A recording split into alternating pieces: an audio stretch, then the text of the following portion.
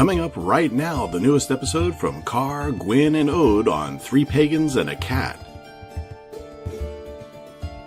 I will go with my father a-ploughing to the green field by the sea, and the rooks and the crows and the seagull will come flocking after me. I will sing to the patient horses with the lark in the while of the air, and my father will sing the plough song that blesses the clearing share. Welcome to Fire Festival's Imbolc, the 28th episode of Three Pagans and a Cat. Our opening today is courtesy of 20th century Irish poet Joseph Campbell. No, not that one. You may call me Ode. You can call me Carr. I'm, oddly enough, Ode's father. Merry meet. My name is Gwyn, Ode's mother. And boy, did you speed through that. You know I have two modes, and they are 5-minute pause and 30 words in 5 seconds. Which can happen at any time. Yeah, well, at any interval. Right. Well, it's without explanation. That's true. And it's good to be back recording again. Yeah. Oh my gosh, After yeah. sickness. And laryngitis and... So first, Carr acquired a flu. Yes, I did. And that was bad. But it didn't interrupt our recording schedule. So it was kind of fine. Yeah. Yeah, because I got it the night that we recorded the last time we recorded. And then he was better by the time we were going to record again. But then I got it the day before we were going to record. And then it lingered for a whole nother 2 weeks. Yeah. It was It's been bad. a little ridiculous. It's been ridiculous. Yeah. So, but I am finally recovered mostly. I might cough, but probably in a way that I will be able to edit out. As opposed to previously where it was just going to be like an hour of hacking. Yeah. And a very squeaky sound instead of my true. voice. Yeah, so we might be a little disjointed or out of sorts for this episode just because we've sort of... Not done it for a month? Yeah, we've lost our stride, I guess. And also because we're doing basically the second round of our Wheel of the Year content. Last year, which was our first year doing anything with a podcast, we did the Wheel of the Year every holiday as it was coming up. So we asked you guys, and you said that you were interested in having another year of content about the holidays.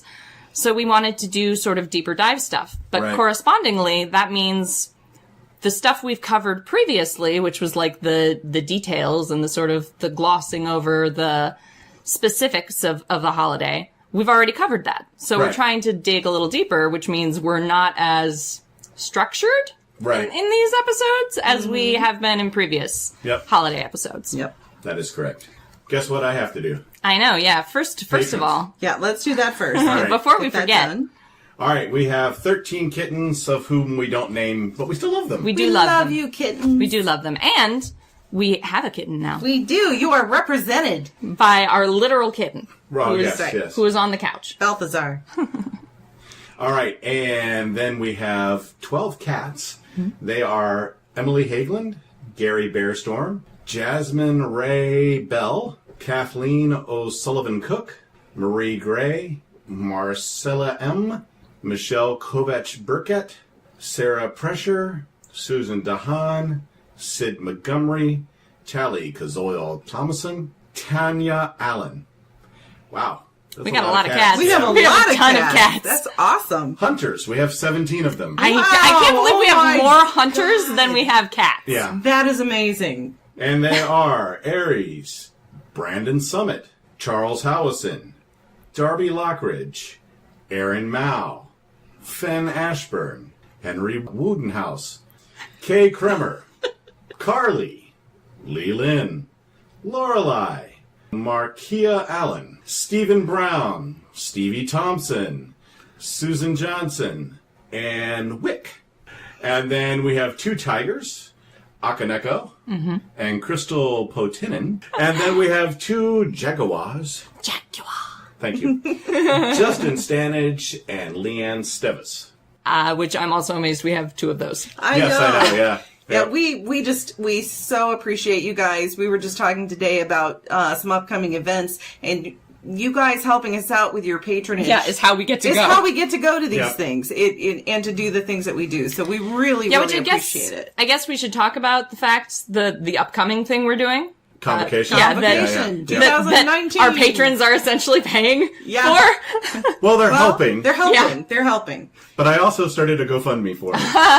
It's expensive. It's an expensive venture. Because we're going for, last year we went for one day. Yep. We drove up, we spent the day, and we left before the final ceremony of the night because it was like 8 p.m. and we still had an hour and a half to drive. Yep. 2.5. Yeah, so we left. Yeah. But this year, we're going for all 4 days. The whole shebang. Yep. Yeah, from Thursday to Sunday, which means we need a hotel. Right. That's right. And food.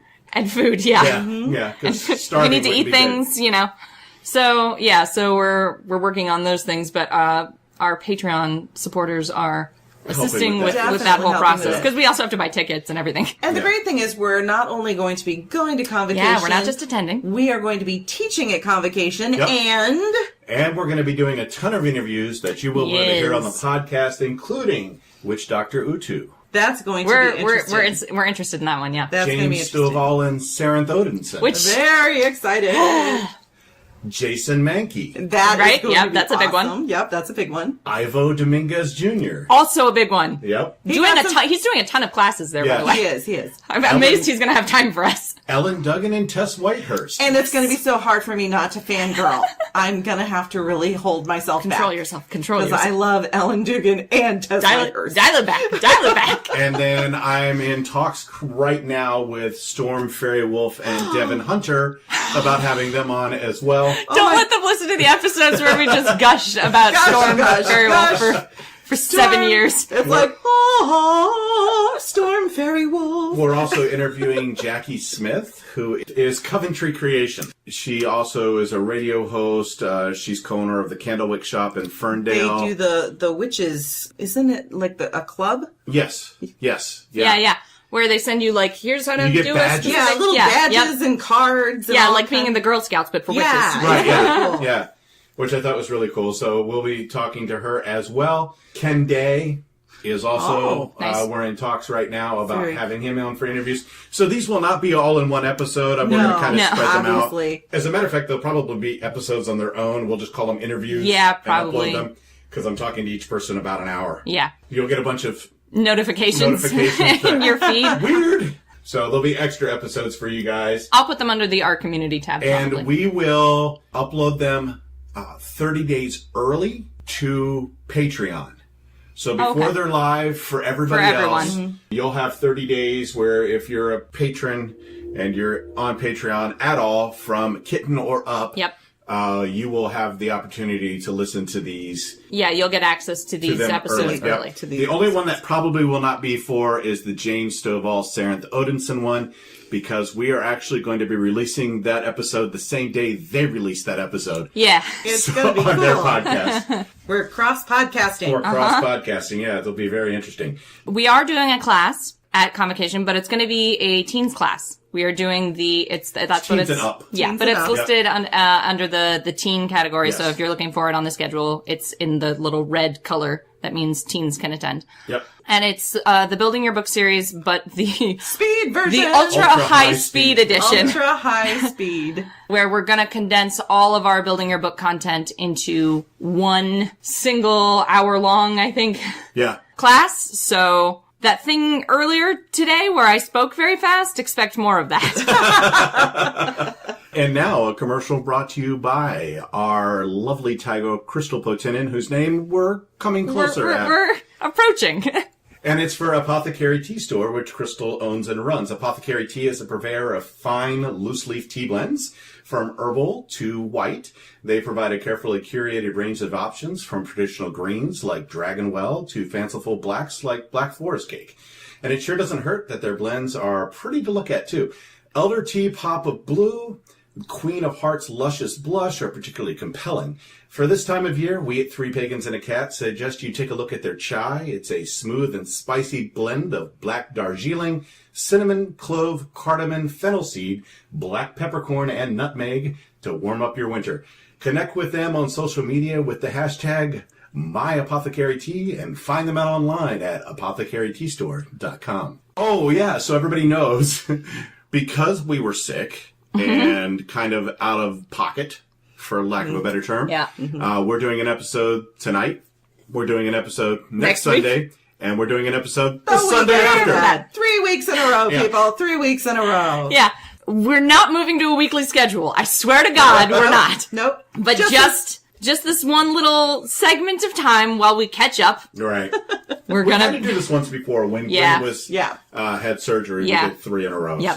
So it's gonna be like that. It's I do catch up. wanna Although say, for a though- significantly less severe injury. yeah, Are we done with all this? yeah, I we're think done with all the we're malarkey. Done with all the Malarkey. usual The usual intro stuff. bibble babble. Yep. Bibble, babble, bobble, booble. Yeah. Yeah. So who wants to start talking about Imbolc? I think we should start with Gwyn Mm-hmm. because technically speaking, Imbolc is considered a Brigid holiday. It is. And Gwyn is the one who has the most, direct connection to Brigid.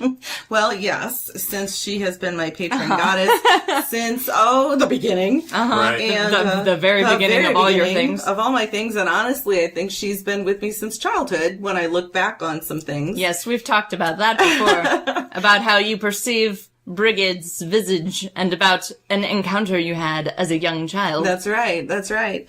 But yes, so Imbolc is obviously February 1st through the 2nd, really. And it is a introduction, or I guess a celebration of spring returning. It's the celebration of the lambing season beginning, in ancient Ireland, basically, and just new birth, new growth. At that time of the year, a lot of women were having their babies because they'd been getting busy during Beltane.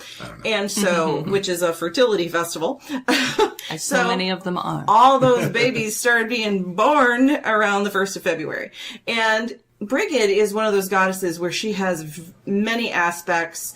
Lady wears a lot of hats. She wears a lot of hats. She is a goddess of of fire and forge and the hearth. She is a goddess of poetry and art. She is a goddess of smithing. She is the goddess of visionary seers and prophecy. So she's also been Christianized into Saint Brigid, who was Saint Bridget. Bridget. Yeah. Saint Bridget, who was very, very popular, second only to Patrick in Ireland. So, I mean, this is a goddess who, she's one of the ancient, there's the possibility she could be right up there as one of the most ancient goddesses in Ireland, as far as worship is considered. She's either considered to be the wife of the Dagda or the daughter of the Dagda, depending on which story you're reading. Could be both. Could Right, be yeah, both. Yeah, exactly. They're know? gods, so. There are some who say she has 2 sisters who are also named Brigid or Brigid, however you may say her name. There are some people who think that it's just more additional aspects of the same ancient goddess. The point is, she is big, she is bad, and So she's the shit. she's what the we're saying. shit. All right, cool. Brigid is the shit. And so February 2nd, 2nd, Imbolc is her day, technically. And so a lot of celebrations happened and centered around Brigid. And we talked about that last year when we talked about Imbolc, about the making of the doll, and the Brigid bed doll. and things like that. This year I've been doing some more reading on some of the traditions of Imbolc, ancient and that are still continued apparently to this day.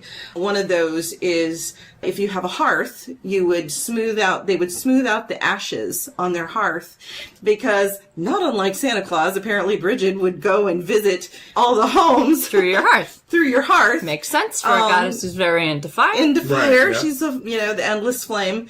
In the morning, if your hearth was disturbed, if the ashes had been disturbed, then she had visited your home and blessed your home. If they were still flat, then you must have done something to piss her off. And so they would make some kind of offering of libation to ask her to come back and to please bless their home. Please come to my house. The other thing that is still done apparently is to lay either a cloth or a ribbon that's been measured so you know exactly how long it is. Leave it in front of your door. And if in the morning it has lengthened, then again, you have been blessed. If it is shortened, you better get the libations ready. And that comes probably from the legend of Brigid's cloak. Brigid's cloak, yeah, exactly. And do you want to share the legend of Brigid's cloak? Do you remember it? I don't remember if there's one associated with Brigid specifically, but I know that Saint Bridget is supposed to, if she wanted this specific piece of land to build a monastery on, and she couldn't get the landowner to agree to sell it to her, or to give it to her, I guess, because churches and taxes and things. She couldn't get the landowner to agree to cede this land to her. So finally, being sarcastic, the landowner told her she could have as much land as she could spread her cloak over to build her monastery on. So St. Brigid said, okay. And she took off her cloak, and she had her maid who was with her, who I guess was another, I don't know. Probably another nun. Priestess or nun or whatever, hold one end of the cloak and put it down on the ground. And then she took the other end of the cloak and she started walking away. And she kept walking, and she kept walking, and she kept walking, and she kept walking. And then she started walking in another direction, because a monastery needs to not just have length, it also has to have width. And then she kept walking, and she kept walking, and she kept walking. And when she had taken all the land she wanted, and then some, she put down her cloak. That's right. And the landowner said, well, I guess I brought that one on myself.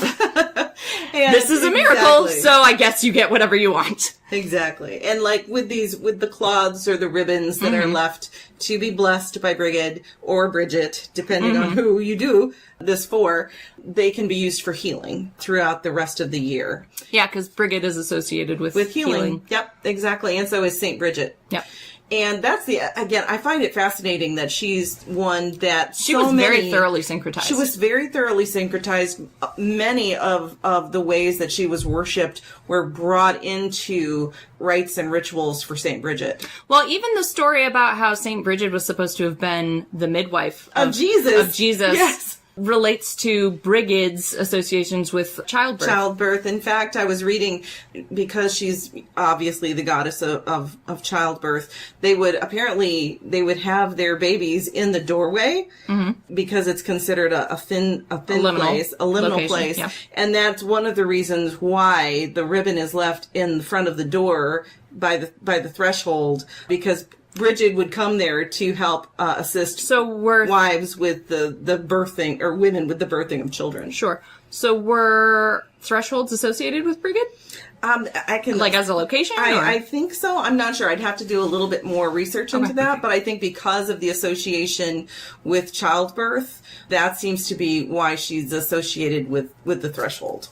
Ardoin said that Brigid was born at dawn in the threshold of her mother's place. Thank you. So thresholds, there you go. Thank you. I knew there was. I love it when our listeners are like, "Hey, I know more than you." I know this mythology. I appreciate trivia. that, because I had read that somewhere and I lost it. I knew thresholds were important somehow. And then and the one other thing, Brigid's cross, which is still a very popular symbol for her, both in Christianity, Celtic Christianity, and in neo-paganism. Brigid's cross is a big symbol. It's another one of the St. Bridget's stories. Apparently, the legend goes that St. Bridget was walking past a home, and it was there was an ailing chieftain. He was alone. He was dying, and there were no druids left to cross him over into the other world. And so she stayed there and she tended to him, and she was wiping his brow. And she felt so sad for him that she could not share her new God with him, that she went out and gathered the reeds and created this cross, and then used it to explain this new God to this chieftain to help him cross over in peace. That kind of that's a very abbreviated version, but the idea is that that's where that came from. Right. So honestly, I find it interesting that it really is a Christian symbol. It's been widely adopted by pagans today. But it has been widely adopted by pagans as a symbol of Brigid. So again, it's that whole kind of seamless syncretization of a saint with a goddess. Yeah, I guess if you can't beat them, join them. Right? We were talking about this too, because some of the colors that are associated with the Imbolc are blue and white, but the colors that are associated with Brigid are red and orange and yellow because of the fire and the light, of the returning sun and things like that. So it's kind of it's interesting. So I guess my question for you is, because Brigid has so many aspects, what is the face, I guess, of Brigid that you connect with most, especially at Imbolc at this time of year? Well, that's the thing, is because she's got so many faces. I mean, I associate her with, we don't have a hearth, but I have an altar in my kitchen where she and Frigga are both represented, and as well as the Morrigan. But really, when I light my candle and I'm saying an invocation there, it's really to either Brigid or to Frigga, depending on the situation. So part of it, I really relate to her as a hearth and home mother figure, I suppose. But then also I'm a medium and a psychic. And so I've related to her in meditation as a seer. And so she's come to me as the goddess of seers. Right. As well. So it's kind of hard to pinpoint. She's come to me in various aspects. Interesting. Because she's a multifaceted goddess. Does one of them take more precedence, or is one of them stronger or more prevalent at this time of year? At this time of year, I would say the hearth. The hearth? Yeah, I would say the hearth at this time of year. Because again, it's the idea of bringing light and, bringing life back into the home after the darkness of winter. Cool. Do you have anything to contribite, Car? Yeah, because you're also, Celtic-y. Yeah. Yeah, so Celtic-y? Celtic-y. Is that a word? That's a new word. Yeah. My understanding was that Imbolc focuses on Brigid as both mother because of birth. Okay. The whole lambing season thing. Right, exactly. And as maiden. So because of the newness of the thing, of the year. Right, and Brigid also gave birth to the sun god at the winter solstice. So that's how that... In Celtic cosmology? Yep. That makes sense. Interesting. Yep. And then in her maiden aspect, it's healing and that kind of stuff is where it comes in. So ways to consider improving health, that kind of thing. Okay. Right. Time for Odes Stone Corner!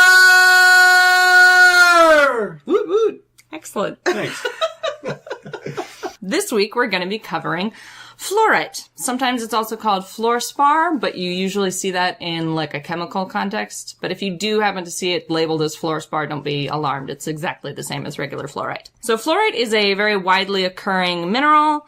It lends its name to the property called fluorescence. In the 1870s, fluorescence was discovered, and it was named for fluorite because fluorite exhibits this property, which is the emission of light by a substance that has absorbed some kind of electromagnetic radiation, often other light sources. So fluorite, when it's under ultraviolet light, emits usually a blue light, regardless of the color of the actual piece of fluorite itself. Interesting. Fluorite can be found in any color. It's often banded, so most specimens will be multiple colors.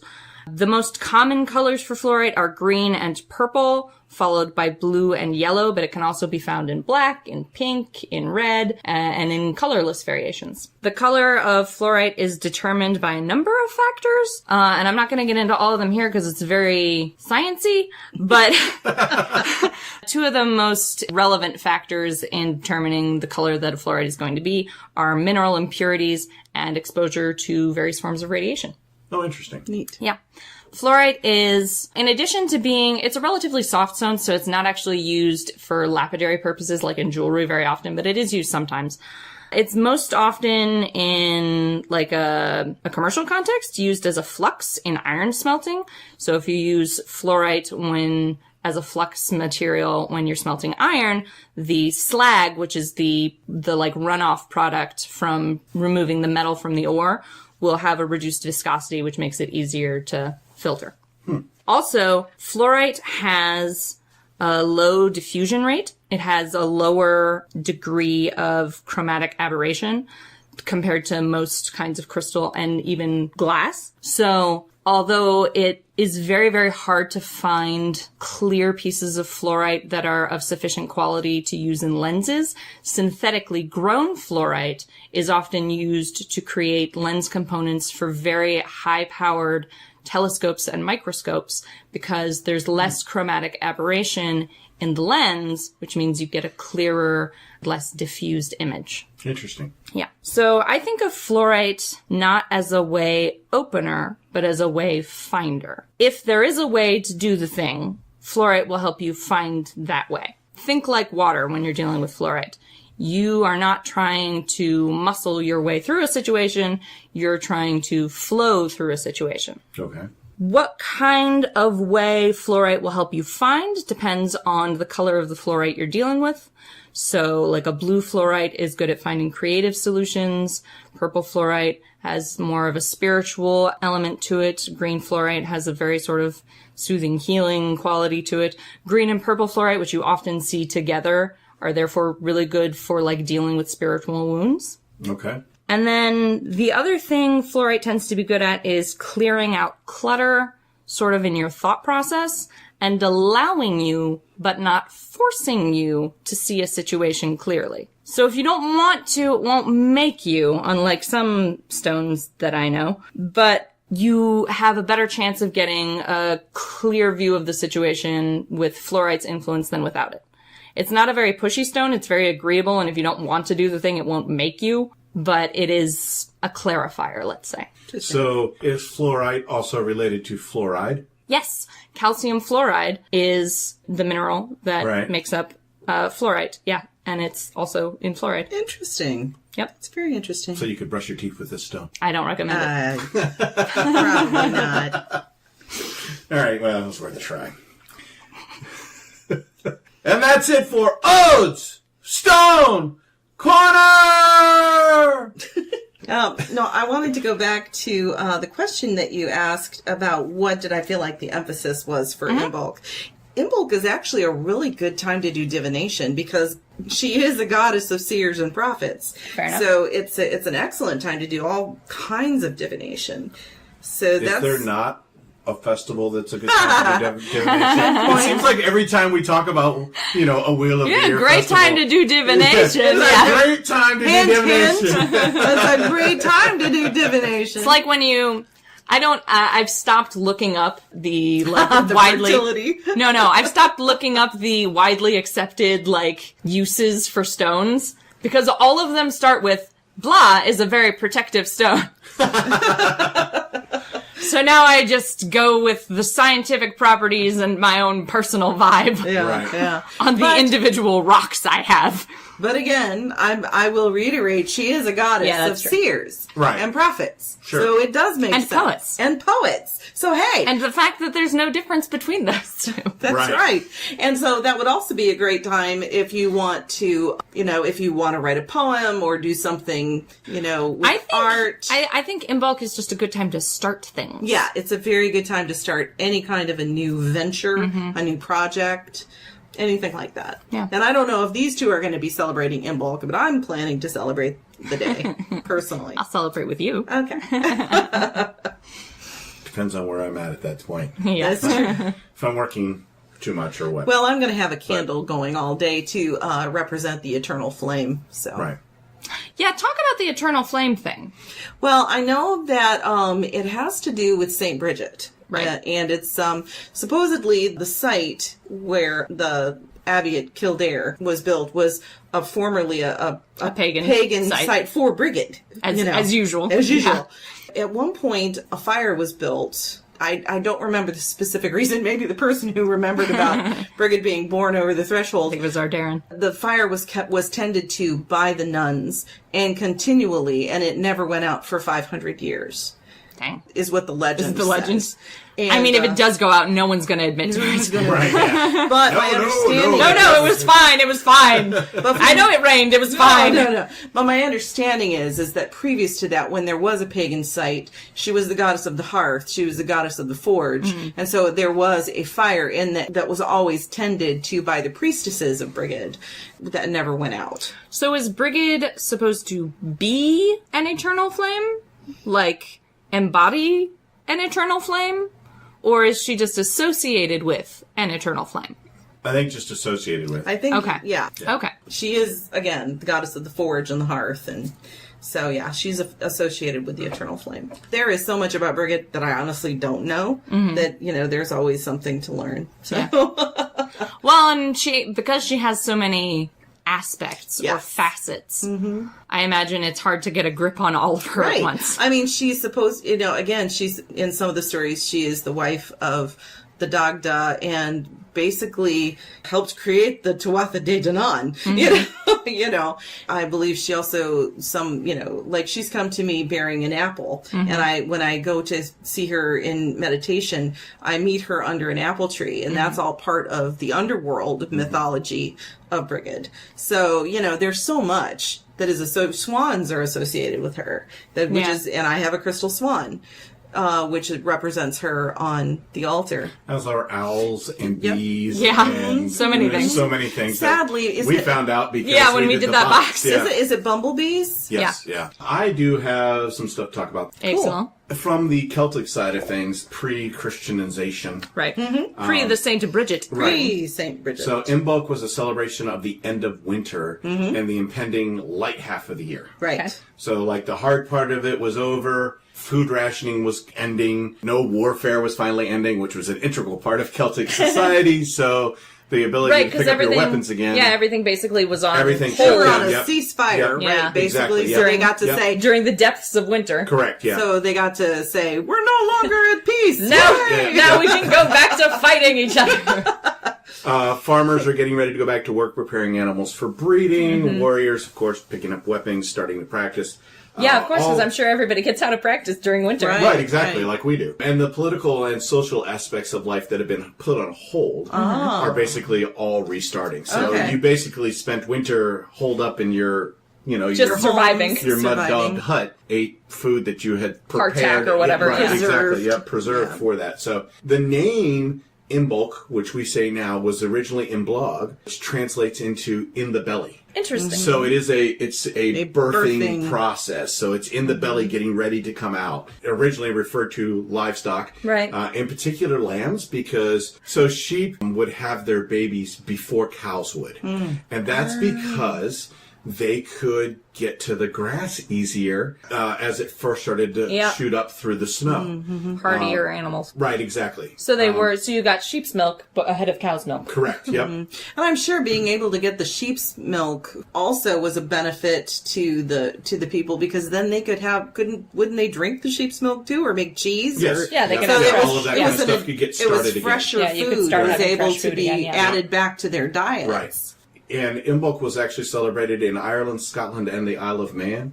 They had slightly different variations and names for it. I'm not going to attempt to pronounce the one from the Isle of Man because That's a heck of a language. right, It's a heck of exactly. a language. Imbolc, though, it's been pretty much lost. We know little bits about it. A lot of the other festivals we know way more about. Because other people wrote about them. Exactly, yep. But the Celts were always concerned about weather, and so Imbolc was an important time to read omens and attempt to predict the weather for the summer, which meant looking at a thing. There's an actual malicious creature in Irish folklore called There are so many malicious creatures in There Irish are. folklore. right, called the Cailleach, which would spend the day of Imbolc collecting firewood for herself if winter was to last a while longer. Interesting. Right? But to do this, she would need a bright day that was dry to collect her wood. So if Imbolc was wet and windy, it meant that Cailleach had gone back to sleep and winter would soon be over. Was she supposed to be a fasting? Which is exactly the opposite of what you would think. Which also, if you think about it, Groundhog's Day. Yeah. is Yeah. exactly the opposite Of what you would think, yeah. So if he sees his shadow, he goes back in, and winter is going to last for another 6 weeks. 6 weeks or yeah. something, right? So it's the exact same thing. So you can see how we got the Groundhog's Day from this original. Yeah. Visiting wells are also a very important custom for Imbolc. Wells in general were very Yeah. important Yep. for And holidays. I do know that and again, I think Brigid is associated with wells. Yes. Also. Yep. Many of the gods are associated And with wells, yeah. visitors would walk around the well in the same direction the sun traversed the sky Sunwise. at that point, praying for health and wealth for the year. Offerings were also left there. And then coins or cluties, pieces of cloth. So special foods were also a part of the festivities, all kinds of stuff, but lots of dairy, lots of meat, that kind of stuff. Everybody's celebrating the fact that they had food again. Right, exactly. For contemporary druids, we reflect on the actions of nature. You know, things are starting to come back to life around this time. They're starting to, although we just In had some 18 places. inches of snow. In some places, they're starting to come right, back to yep. life at this time. You know, but this is the time when the world slowly kind of springs back into action. The sun is coming out, staying out longer. Yep. Early flowers, Yep. early spring flowers. And start it's blooming. time for small tasks that were neglected through the winter. So, you start getting stuff ready for planting, Yeah. and you start, all that kind of stuff. Rituals and activities can include making of candles, planting spring flowers, reading poetry, and telling stories. And then, the Druid tradition for Imbolc, which was called Olmec, which is the used milk. The used milk, yep. Is that the melting of the snow was coming, that kind of stuff. And it's the first glimmers of spring.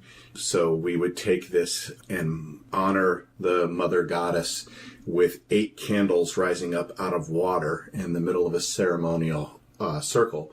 So you can kind of still see the well. Sounds right? highly dramatic. And the fire. Yeah. So you get that fire and water Surprised mix it's going 8 in there. and not 9. Yeah, I was as well. I think that's it for me. What is the mother goddess for you? Who would that be? Would that The be land. Brigid or Yeah. So Earth. Okay, Yep. interesting. Yeah. Is the Earth a personified? Because I don't know this, I don't really engage with the Celtic pantheon at all. Is the Earth personified in Celtic mythology? That would be Danu, Okay. who is kind of the mother goddess of all. I thought Danu was associated with a river or something. I didn't realize Well, she yes, was like. she is. Yes, yeah. Oh, okay. The Danube. Okay. Yeah, the Danube River is also named for Danu, but that's It's where the Tuatha De Danann get their name. Yeah. Okay. Yep. But yep. again, the Brigid and the Dagda are part of that with Danu. Correct. Yes. Yeah. But she's still considered the mother. And sort of and the that's- projection of Earth. Correct. Earth. Yeah. Okay, Yep. Earth. interesting. Does she precede them in some way? Like, is she? Yes. I don't. I'm I not. think I'm it not was clear on like Danu the. first, who then who produced Brigid and the Okay. Dagda. Right. Okay. And then Yeah. it went on from there. Interesting. Okay, yep. that's very interesting. Yeah. It's time for Gwyn's Garden Gems. Okay. Thank you. So, You're welcome. in honor of Imbolc, today what I'm going to talk about is tansy, because tansy is one of the herbs that is associated, at least with, in some of the lists, with Imbolc. And so tansy is part of the daisy family, and it can grow to about 3 to 4 feet. It has a serrated fern-like leaf and yellow flowers that kind of look like buttons. So, and it's also related to ragweed. So I'm going to So if you're allergic to ragweed? allergic to ragweed, you might not want to mess with tansy. And it is also, it is not one that you really can grow in a pot, except maybe from seed to small plant and then plant it in the but it garden. won't get to, like, but 3 it won't foot. get to, it won't grow completely in a pot. It is Gotcha. something that needs to be in ground. in the In ground, nice soil, good soil. It needs an extensive root good system, Yeah, probably. good drainage. Yeah. It does like to be in full sunlight or Partial shade. partial shade. But this is one of those plants that's considered invasive. So there, because it likes to, it's So if you're- perennial. If you're going to plant it in the earth, take all the precautions you would take with mint. Exactly. Right. Build a Yep. box And plant it in that. And make sure that you are not in Colorado, Minnesota, Montana, Wyoming, parts of Washington, or Canada, because it's illegal to plant tansy in those areas. It must be highly invasive Because in those it's areas. highly invasive in those areas. But it is, surprisingly though, in spite of the fact that it's it's a wanderer, it does actually make an excellent companion plant for a variety of different vegetables, because it smells like camphor. So it's not something that you'd really want to sniff necessarily, but it's good for keeping. Not going to stop and smell the tansy. Exactly. But it's good for keeping mosquitoes and ants and Right. things like that away. Pests. So a lot of times people will use tansy oil, the essential oil, in as herbal, a in blends. discouragement. Yeah, for pest control blends. Okay. Things like that. And for, as far as magic is concerned, it's ruled by water and the planet Venus. It is associated with Gemini, in the zodiac. It is a feminine, if you're going to put it in feminine, masculine, it is a feminine herb. You should see the big air quotes Air quotes. that she directs specifically at me. It is not surprisingly, because it is an Imbolc, I suppose, because of the Saint Brigid. It's sacred to Mary, the Virgin, the Virgin Mary. Yeah, Virgin Mary. Because, and I'm assuming it's because Right, the of these- association is because of Brigid or Saint Bridget, as the midwife. as a midwife. It is also, though, associated with immortality and youth, so it is therefore sacred to Hebe and Ganymede. who were the cupbearers for the gods. It's also an excellent herb for honoring gods and goddesses that are associated with death and rebirth. It was used a lot in funerary kinds of situations. The ancients used it as an abortificant. So it is definitely not something that pregnant women or nursing mothers do not take internally. Should use or take internally. It is used by some herbalists, but most herbalists do say it's not something for the lay person to use as far as internally. For spells, it's good for longevity, protection, to keep evil out of the home, and for overall health. So you can use it to make charms or potions. Not potions, like essential oil blends to dress your candles, things like that. Again, it is related to ragweed, so if you are allergic to ragweed, you might want to pass this one by. It is not for internal use. And if you do decide to grow tansy, you don't want to confuse it with tansy ragwort. They're very similar, but whereas tansy has button-like yellow flowers, the tansy ragwort is more of a sunburst kind of a flower. So it's got more points to it, I guess. Right.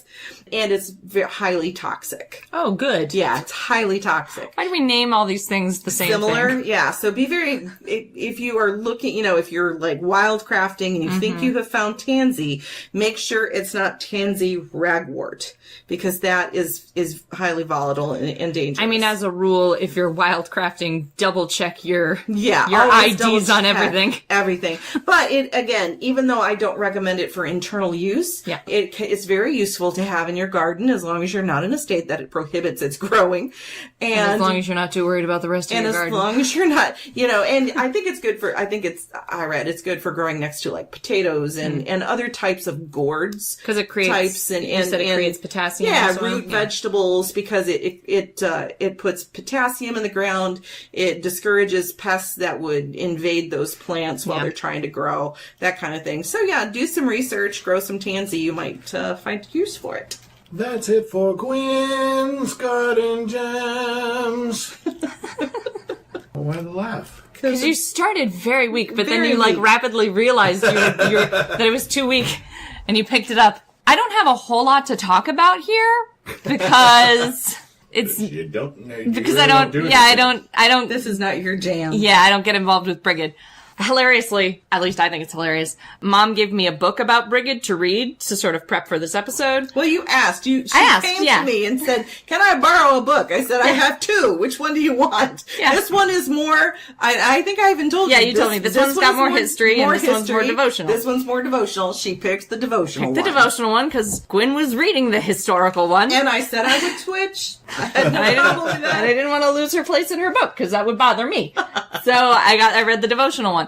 And it was interesting in kind of an abstract way, but... Abstracty? Abstracty. It was abstracty. It was interesting in an abstract way, but I didn't, as usual, when I try this periodically, I try to connect with Celtic gods and sort of... Right. That's okay. I make an attempt, and I never... I appreciate the attempt, I guess. I never get a ping back, so I just don't do it. But so I read the book and I got nothing, I was supremely bored. Just to be fair, I find it to be a little bit of a boring book as well. But I didn't be reviewing that book. Yeah, no. But I just don't connect with Brigid. Yeah. Fair enough. And I don't know if that's part of my just general inability to connect with the Celtic pantheon, or if that's just because Brigid's got a lot going on, and it's sort of hard sometimes with goddesses who have a lot of faces, or deities in general who have a lot of faces to connect with one specific face. I haven't had as much trouble with that with my pantheon, with the Norse gods, but I have occasionally had instances where I'm trying to connect to a specific face and I keep getting this other one, and I'm like, okay, well, I guess you're the boss. So I don't have a lot to say about Imbolc specifically. Anything else happen? Heathens around this time of year. Heathens do two things around this time of year. Not exactly at February 2nd, but sort of through the month of February. Mm-hmm.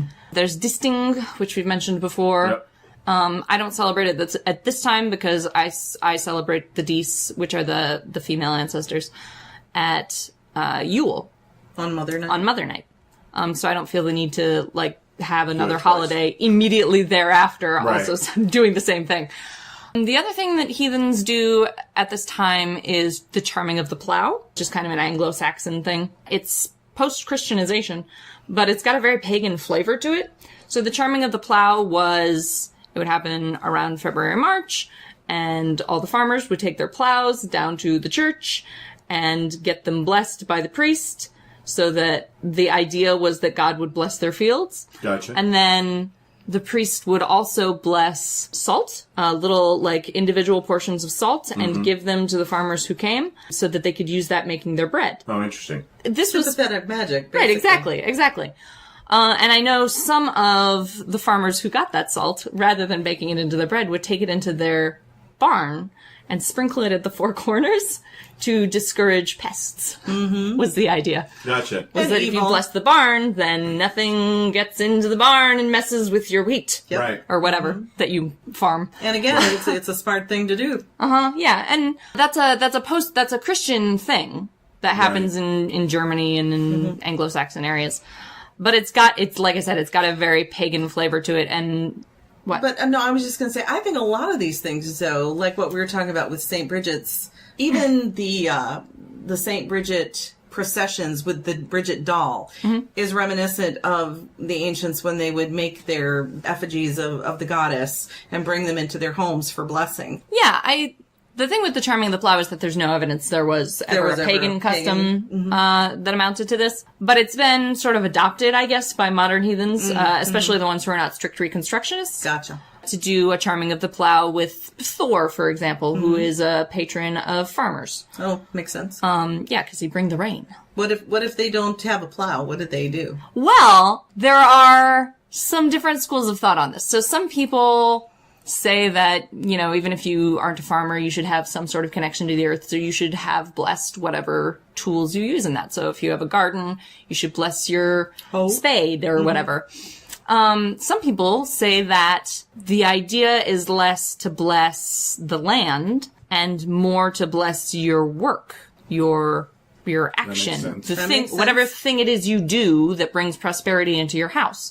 So you should have blessed whatever the tools of your work are. I kind of like that idea. Yeah, I like it too. I think it's an important acknowledgement of the fact that, like, we're past an agricultural time in society. We're post-industrialization. Right. I know there are a lot of pagans who sort of yearn for an agricultural time, although I don't think you yearn for it as much as you think you do. It's hard life working on a farm, I think if you were thrown back in time to an agricultural period in society, you would regret it. But there's a nostalgia about it, right? Yeah, there is. Yeah. And I understand that. I understand a desire to sort of connect with nature. All you have to do is watch some of those television shows where they put people in do Iron that, yeah. Age villages and see how difficult life was for these people. They can rethink that. Yeah. Most of them do. Most of them do, yeah. And then you always get that one, like, high school science teacher who's like, I'm gonna build a water filter. Yeah, those shows are actually very amusing if you've never watched one. Yeah, so no, I understand where that impulse comes from. But I think it is important to acknowledge sort of that we're not there anymore. Yeah. Like, bring your religion to where you're at. Societies change. And so we should be able to adapt. And what is our... Adopt and adapt. Adopt and adapt. yeah. We don't have to lose our traditions or Exactly. the ideas, those traditions. And part of this is because I'm not a strict Reconstructionist. I'm what I guess is called a revivalist now.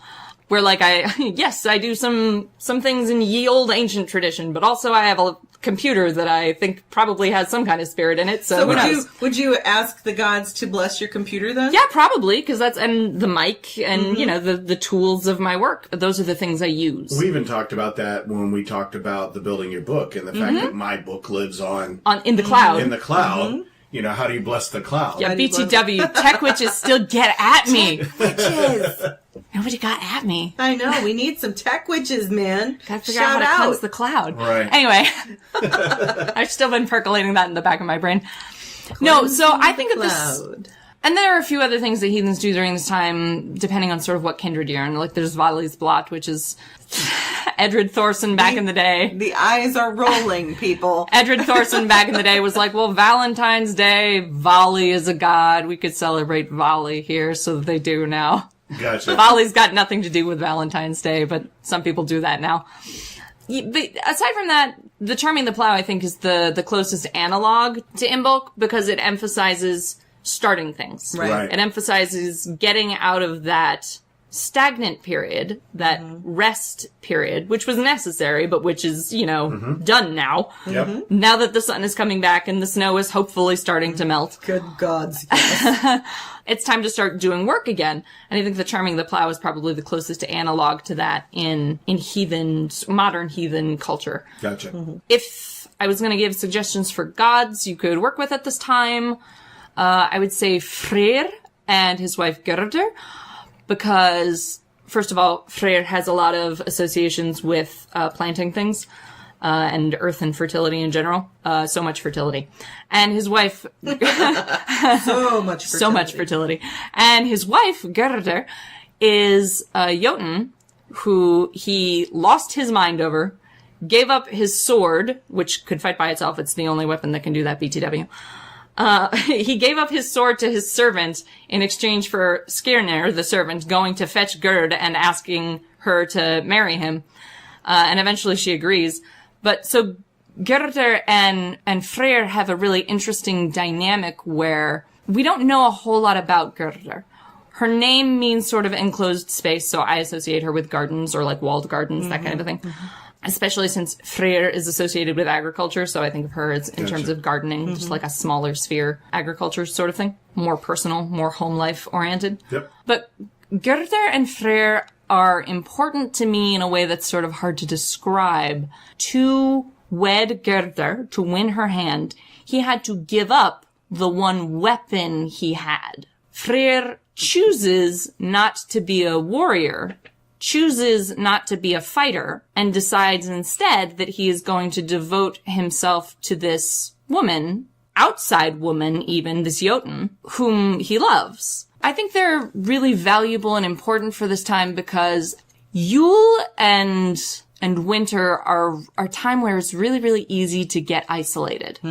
A time where it's really, really easy to back off and decide to be selfish, essentially. Not in a malicious way, but just in sort of even a self-protective way. But you are, in the way of Freyr, you are more powerful when you make yourself vulnerable to the people that you love. And although this is not about Valentine's Day, I think spend time now, while you're starting things, loving the people that are close to you as openly and without edges as you can. Because Imbolc is a time of beginnings and things like that, it's also a time of purification. I think that works in that regard as well. Move it on over into, 14 days later when Saint Valentine's Day rolls around. Yeah. And I think that's cool. I think that's really valuable. Yeah. So that's what I do for this time, since Brigid is not returning my calls.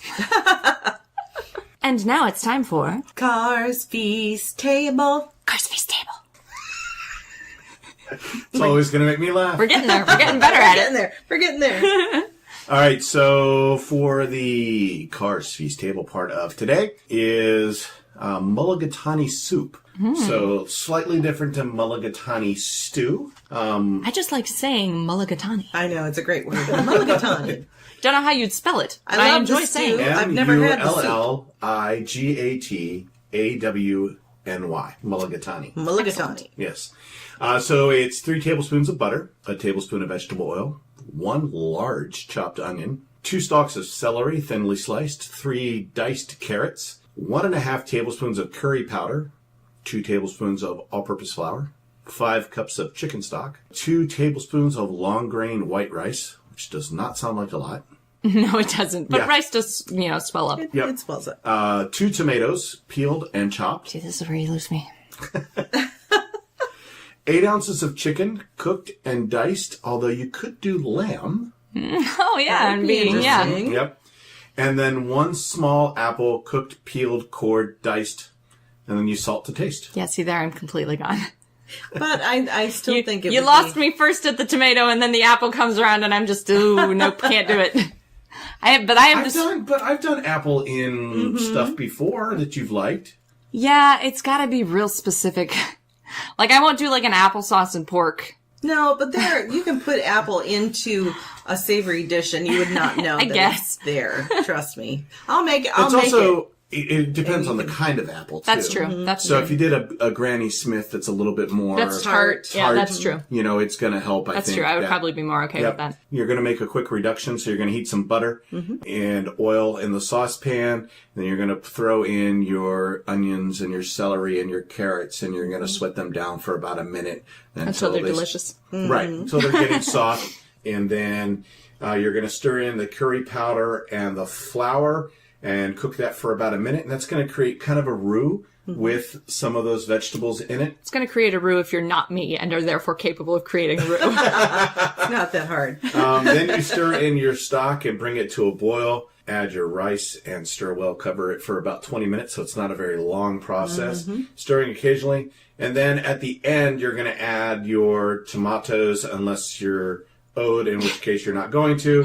Or chop them very finely. Right, I guess, yeah. Your cooked and diced chicken and or lamb, your apple, and some salt. Then you're going to cover it again, let it simmer for about 15 minutes. You can garnish it with celery leaves and some carrot strips if you desire, but it is a to-be-served hot soup. I wonder if you could throw cheese in there. We as a family want to put cheese in everything, but I'll confess to being intrigued by a lamb and Granny Smith. So... That would be interesting. Yeah. I think if you made this, if you wanted to include the cheese element. He's rolling his eyes.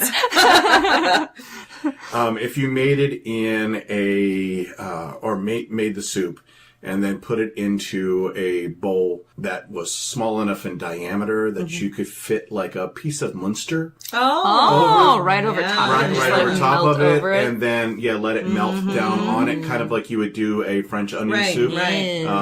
With the top on there. But I think Munster would go really well with this. Might have to try this. I'm sensing something for maybe Imbolc. Have fun with that. See, Carr doesn't ever cook. He has strong opinions about cooking, as evidenced by the fact that he was just rolling his eyes about having to include a cheese element in his recipe. And the fact that Carr's Feast Table is the segment he ended up with. But he almost never cooks. Nope, it's me. I'm the chief cook and bottle washer around here. Because, and I think we've explained this before, is that when I cook... It's an all-day process. Sure, yes, there is no, quick cooking for me. I know. He's gonna make, a 5-course meal. It's gonna take 24 hours to create. It's true. So it just, there will be at least one element that had to chill for 3 days. All right. So are we done? I think we're done. And there's probably an alcohol pairing. Yes, I think we're done. But yes, we are done with Carr's Feast Table. And are we done with the show then? I think so. I think we've covered everything. We covered Brigid in quite a bit of detail, I think. We did. And Imbolc. So if you want to find us and you have no clue who we are... Right. If someone sent you Who the fuck are these people and why are they talking to us? If someone sent you a link to this with no explanation, I guess. You can find us on Facebook if you just look up 3 Pagans and a Cat, or 3 PAAC, 3-pack. You can also find us on Twitter at 3_pagans. We are also on YouTube, although we are not caught up on YouTube with all of the episodes. Yeah. They will be shortly-ish. Yeah. Eventually. Shortly-ish. Google Plus, we're not as active as we were when we first started. Which is fine, because I think I heard Google Plus was getting shut down. So. That's very well possible. So.